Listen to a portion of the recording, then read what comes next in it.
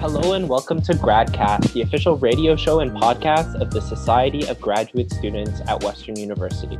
I'm your host, Liam Clifford. And I'm your co-host, Gavin Tolometti.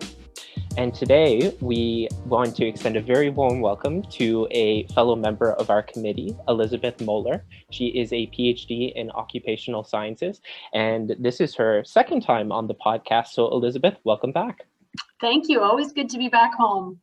Now, we do have a very special topic today that I think a lot of our listeners are going to be very interested in. Elizabeth, you were telling us about how you've been doing some work regarding your, what you study. Do you want to just elaborate on a little more about it? Yeah, for sure. So as we know, we're in unprecedented times. It's the new word of the decade, I suppose. And so about a week and a half ago, I was reached out to as the Accessibility Commissioner by Accessible Media Incorporated, or AMI.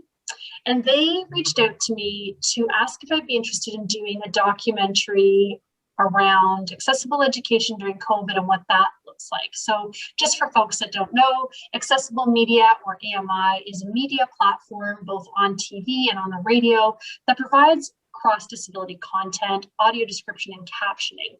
So they really wanted to hone in on what does it look like during this COVID time to be a student with a disability, and more broadly, what are the learnings that we can take with us whenever we get to the other side, whatever the other side might be.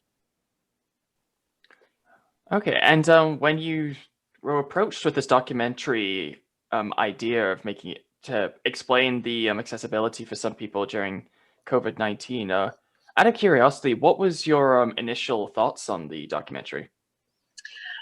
I was really excited to be able to share what I've experienced as a student, what I've heard from other students, both in my role as commissioner, but also sort of more tangentially just in those informal classroom conversations.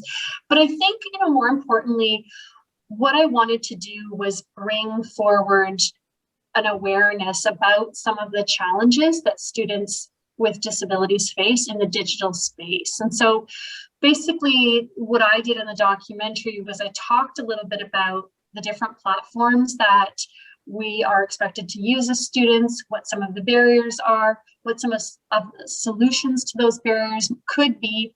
And again, some of the successes, because digital learning hasn't been all bad. So I talked a lot about platforms that don't really work well for captioning. So a lot of our courses online now, as we know, are asynchronous. You're expected to watch videos, but if those videos don't have captioning, what does that mean for a student who relies on captioning because of a hearing disability, or perhaps just because they use captioning to reinforce what's on the screen? I talked a lot about platforms where like Palette is one, Word Garden, where it's a lot of pictorial information, and individuals with seeing or visual disabilities might have difficulty navigating those visual spaces with a screen reader. But I also talked a lot about what are some of the successes. And so the digital space in some ways has brought students who may not always traditionally be able to be in a classroom into a classroom. And so what do I mean by that? Class, physically getting to class can be a challenge, whether it's arranging paratransportation, attendance services, note-taking, ensuring that the classroom is in a physically accessible building. So all of a sudden, those barriers are ameliorated when you are in a digital space and you can just log on to Zoom. Now, I think certainly it bears saying that with digital space comes its own set of barriers, especially around accessing technology. But for a moment, thinking about some of the positives. So a lot of students have been able to work at their own pace during asynchronous lectures, which means they can schedule lectures around other responsibilities, be it work, caregiving, medical needs. Like I said, people can come to class who may not traditionally be able to get there. So in a way, the digital space has actually opened up our learning environment. And one of the things I stressed is that I really hope when we come through to the other side, or when we go back to in-person learning, that we actually become more aware of hybrid models or blended models, where for those who need and want to be in person, that option is there, but that every class is streamed so that people can participate from home for whatever variety of reasons they need to do so. I think first and foremost, there's a lot to even discuss with what you mentioned, which I think is fantastic, because we do live in this world in which Zoom fatigue is a real thing for a lot of people. But what we're seeing here is another perspective in which we are openly engaging with the digital realm to ensure that it is accessible for all. And I'm glad to hear there are successes as well. Now, Elizabeth, when we talk about disability, I think about it in two ways. So mental disability and physical disability. Am I missing anything? And when we talk about accessibility, are we referring to both of these terms? Yeah, disability is a really broad spectrum. You certainly nailed a couple. There can be a wide range: developmental, mental health, physical, sensory, neurological, and episodic is a huge category that often goes unrecognized, and it shouldn't, because it's an important one to think about. And so when we think about online learning, certainly there are challenges, but again, I think thinking about what are some of those successes, and how can we bring those back? And Zoom fatigue is a real thing. Sitting in front of a screen for a lot of people is challenging. Again, thinking about what are some ways that we can make that work. So is it a blended synchronous, asynchronous? So the course I TA'd had an hour where we were together, people could come, ask questions, we overviewed what the lecture was, but then the asynchronous components people did on their own.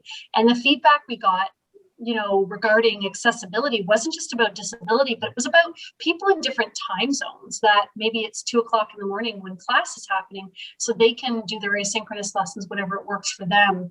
And so I think that's just another example.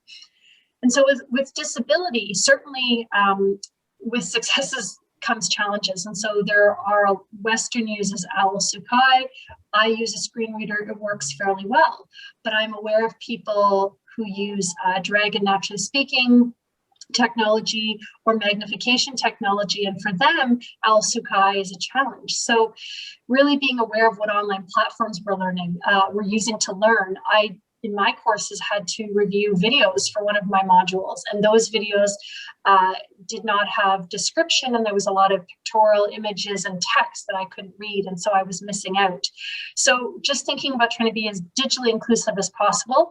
And shout out, I know the Center for Teaching and Learning is doing some great modules around fostering inclusive digital classrooms. I've taken them, so definitely check those out if you're wanting to learn more.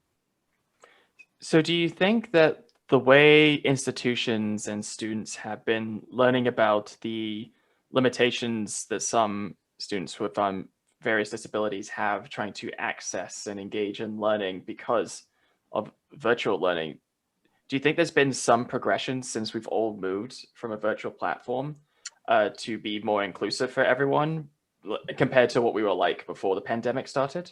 Yeah, that's a great question. I think that there's really been, COVID has exposed a lot of inequities in funding for technology, in funding for supports, in the way that we learn. And so I think we've become, unfortunately, more aware through this pandemic because those inequities have been exposed.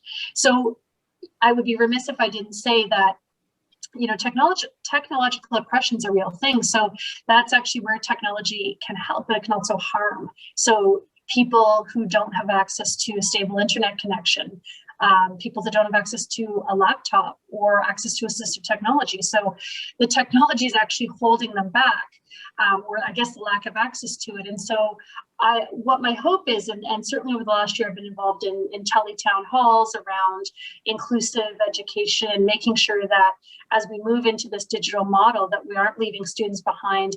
I think we have become more aware just because of what the pandemic has exposed. And what I think we've seen is that in a lot of settings, unfortunately, in learning settings, accessibility is sort of a nice to do or an afterthought, whereas what it should be is built into curriculum, built into LMSs or learning management systems from the start. And so we're not going back after and problem solving, how are we going to accommodate a student in this course where the videos aren't then we're trying to the greatest extent possible, accommodate everybody. Although there is always going to be a need for individual accommodations. That's just the way it's going to be. But I think what the pandemic has done is shown us not only where there's inequities, but again, like what are some things that have actually worked really well? And so I think about even myself, I don't live in London. And so I've been able to access more services on campus and participate in more clubs than I would if I had to travel 2 hours on a train from Toronto. And I've heard that from a lot of my classmates and some of the other commissioners. They're not living in London. And so this world has opened up those opportunities. And so in some ways, the virtual space is easier for those of us with disabilities to navigate. And in some ways, although COVID has been isolating, it's actually meant we can participate at a greater degree than perhaps we could otherwise. It is a bit disappointing that it took an entire global pandemic for a lot of these issues to be brought to light. It was almost as if they just I think you said it really well. It's like peeling off the bandage that we were trying to cover before, saying like, yeah, these are problems, but they're not big enough for us to deal with. And then as soon as the pandemic hit, we all moved to a virtual platform. We realized actually these problems should never have been occurring in the first place, and all systems should have been including everyone, not just targeting people who don't have certain disabilities or any type of disability. So I think it's disappointing in that sense. It took pretty much everyone to be forced to stay indoors for everyone to realize, oh, we need to change this in the future. Yeah, and I think, certainly outside of education, we've seen poverty exacerbated for the disability community, and we've seen issues around triage. But I think, what I hope will come out of this documentary, more than just an awareness, is some best practices. So what do we think about as faculty and TAs when we're designing courses? What do we think about when we're evaluating? Like, do we have to have only one method to evaluate students? I certainly know with COVID, we've had to be more creative in how we evaluate presentations or how we evaluate tests and assignments. And so I think that creativity is something, again, I hope we can take with us when we're back in person. Yeah, no, absolutely. And I think that, that's a really important point, is ensuring that when things go back to normal, we don't revert back to the old ways that discriminated against people on accessibility means, which I think, again, as Gavin mentioned, is inherently tragic that it took such an awful scenario for our world to be in order for us to come to this conclusion. Now, Elizabeth, we're talking a lot about the successes, and I think it'll be good to talk about that towards the end of the episode. But tell us about some improvements that you spoke about during the filming of the documentary you've made. Yeah, I think one thing is making improvements around accessing online learning management systems. So, there's several out there, and for a lot of students who use adaptive technology, they're difficult to navigate. Some are more accessible than others.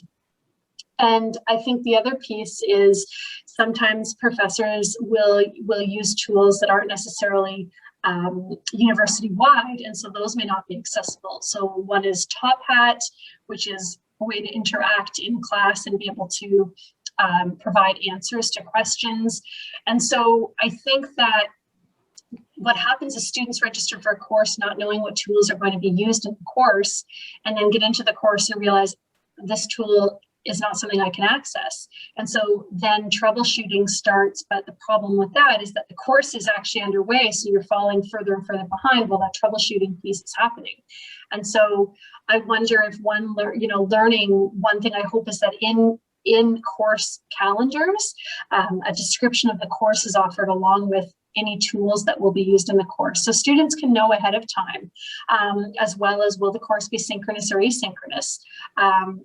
Will there be as much information as possible ahead of time so students are able to make the decision that works for their access needs? And maybe there's 3 sections of Geology 101, and it just so happens that Gavin's is run a little bit differently. So, you choose Gavin's because it works better with your learning style. So I think one thing I really hope happens is in course calendars and course syllabi, they're made available ahead of time with as much information as possible. And of course, we know with precarity of faculty and faculty often not being hired until sometimes a couple of weeks before class starts, that's really tricky. And so those are bigger issues than about how we're supporting our faculty to make sure they're not scrambling at the last minute.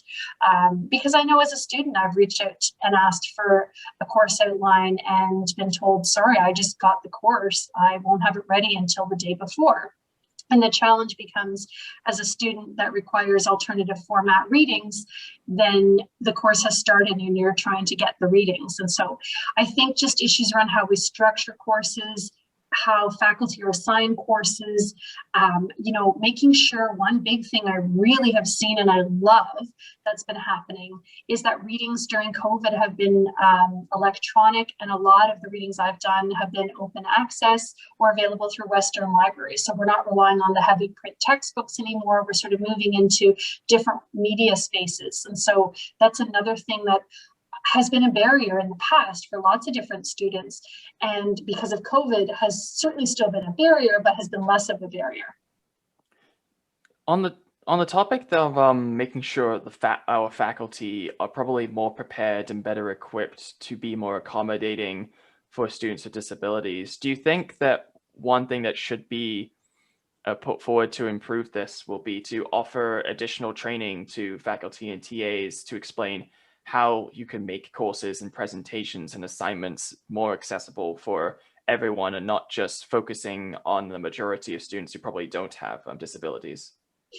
Yeah, and I absolutely agree. And I think that there is training that's out there. I think the challenge is A, getting the word out, and B, people who go to that training are invested and they're interested. So how do we reach that other two things? How do we reach the population that isn't attending the training?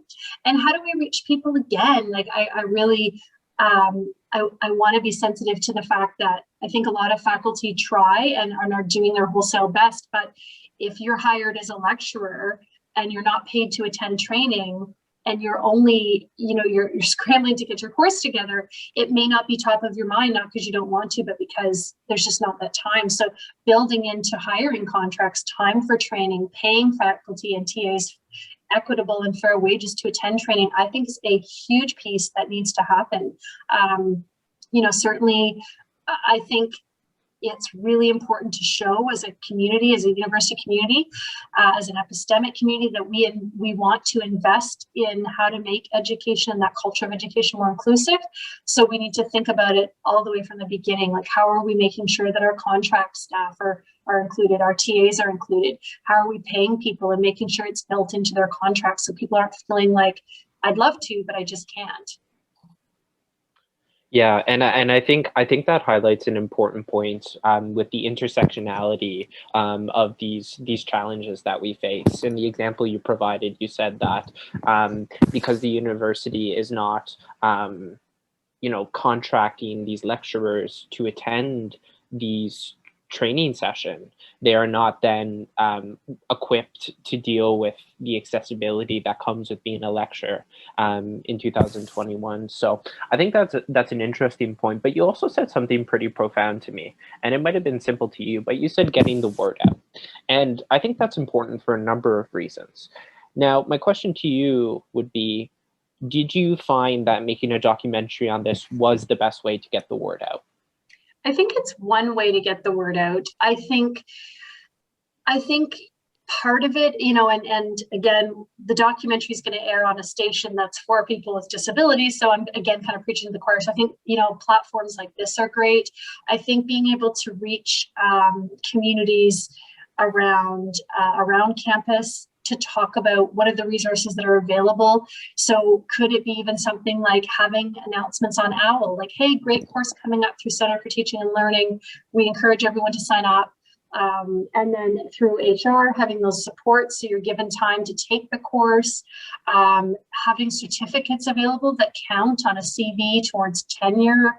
I'd love to see things like, as part of a tenure package, somebody's done, you know, certificates in inclusive teaching, and those actually count and are weighted. And I think just all kinds of ways, having it built into faculty orientation, to TA orientation, and I know the CTL does do courses, so I don't want to discount that, but I think there's again a lot of TAs that, through no fault of their own, just can't attend all those workshops. So again, I think having support from human resources, having the backing of having the compensation to go to the workshop, having really great credentials behind it, maybe even offering student leaders opportunities to be able to teach workshops. I think those are all ways we can get the word out. And we're already doing some of those things really well. So it's just building on those. Yeah, and I think building on getting the word out is that some of the profs that maybe take this training, that put their time and their dedication to wanting to make their courses more accessible, they could use their position as well to tell not only their students, but maybe other members of the faculty in their departments who either maybe just weren't aware that this training was offered for them, and they could say that this could actually probably help your courses in the future. And maybe try and make sure you're supportive of all students, and so someone doesn't take your course and realize they're immediately at a disadvantage. I was wondering to get your guys' opinions on maybe if that would also be a good way to get the word out. I've done a few evals for faculty, and in the student feedback, I don't see any questions around accessibility, inclusive teaching practices. There's you know, maybe some options for text boxes about what worked really well in this course. If you think about inclusion, what are some things in terms of inclusive teaching that worked really well for you as a learner? You know, what are some things that were done to make the culture of learning inclusive or accessible? And just seeing what students are saying, because that would again be a great way to collect that feedback.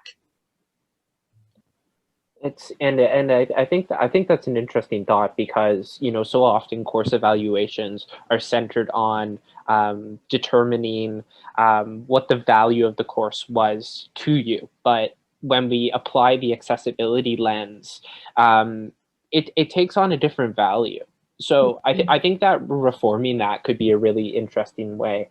I also think another interesting way to go about it would be to encourage, at least if we're talking about physical disabilities, able-bodied people in the ways of how they can make the environment more accessible, just by, you know, doing small things. Now, I'm an able-bodied person, Elizabeth. Do you have anything that you would recommend to me for how I could, you know, contribute to making this environment more accessible?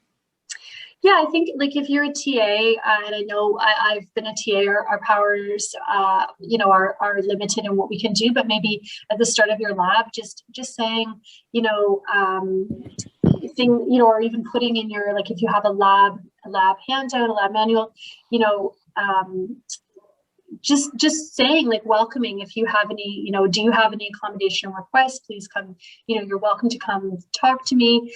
I know a lot of events now are doing that. They're actually asking, do you have any accommodation requests, like when you register, and so people can actually mention in their registration if they require something. And of course you want to do it in a way that people don't feel like they're disclosing more than they want, but just even mentioning it, I think, sets that tone that you're open.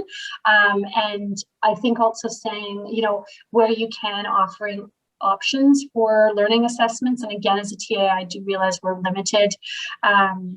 You know, if you're doing tutoring one-on-one with a student, having those conversations, like what works best for you as a learner, what are some things that I can do to support your learning. I think just those conversations just set that tone that you know, as a student, I know I would feel like you're open to certainly hearing about any needs I might have in the classroom. But I say classroom, but you know, so much of our learning at Western happens outside the classroom. So many workshops I've taken are through the great folks at Own Your Future or Grad Life. And so I'm saying classroom, but I guess I'm actually meaning more than classroom. I think anything we're talking about today could apply broader. And I think building in conversations about one thing I suggested to one of the groups on campus was having a scholar series where scholars who are from equity-seeking groups come and talk about their journey as a scholar. And it would, as a student, I know that would be a great way for me to hear how other people have navigated the system, navigated challenges. It's a great opportunity for informal mentorship. And so I think just opening up those spaces is really key. Of course. And to continue that upwards trajectory of positive encouragement, tell us about some of the successes you've witnessed. Yeah, so I think, at the beginning I mentioned that I've been able, and I know I've heard this from a number of people, been able to take part in more things on campus. I think a success too has been just how adaptable and flexible we've been. Like, we've had conferences online, we've had, entire courses online, we've had there's been so much that we're like, well, how are we going to do that online? And then we do it. So I think that's been really great. And I hope that we can take that adaptability and flexibility and continue to think about ways that we can adapt to all kinds of different learning styles through COVID and through the other side as well. And I think that's a lovely note to end off on as we conclude our accessibility episode. Now, Elizabeth, we've been talking about a documentary. How are individuals able to access this once it's released? So on May 28th, which is I believe a Saturday night. No, it's a Friday night. So Friday, May 28th at 8 o'clock on Accessible Media, the documentary will be aired. If you're a Rogers customer, it's channel 888. If you're on Bell, it's channel 48. You can also just go to ami.ca and that doc will be up. And that's again, Friday, May 28th at 8 o'clock. Fantastic. You heard it here first. And we would encourage anyone who's interested to tune in because Western students are doing some incredible work, and this is one example of that. This has been GradCast, the official radio show and podcast of the Society of Graduate Students at Western University. I've been your host, Liam Clifford, and my co-host was Gavin Tolometti. This episode was also produced by Gavin Tolometti. We've been speaking with Elizabeth Mohler, an Occupational Science PhD student. And if you would like to be involved with the show or get in contact with us, you can email us at gradcastradio@gmail.com. You can follow us on Instagram, Facebook, or Twitter at GradCastRadio. To listen to us, we are on Radio Western 94.9 FM. You can also find all of our episodes on our website at gradcast.ca or on podcast apps like Podbean, iTunes, and Spotify. Alternatively, select podcasts have been uploaded to YouTube at GradCast Radio. Thank you for listening and have a good one.